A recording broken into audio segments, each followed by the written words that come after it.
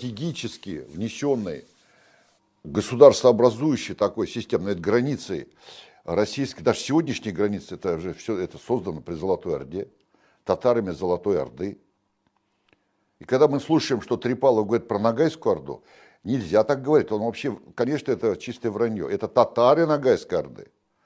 Там только татарские племена. Это он, зная о том, что любая орда называется практически вот Ногай, Ногайская Орда. Но это означает татары Ногайской Орды. У нас было два Ногая знаменитых. Один из них здесь вот Днестр контролировал этот Константинополь, контролировал Румынию, Болгарию. Вот здесь был Ногайская Орда. Но это были татары Ногайской Орды, которые подчинялись крымскому хану татар. Вопрос не в этом. Вопрос в том, что наша земля, наша страна.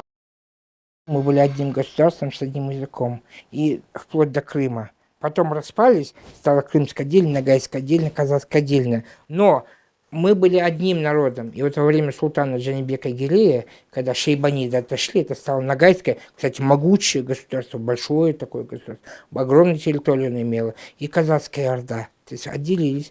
А внешне это было искусственное разделение, политическое разделение. А язык один, народ один.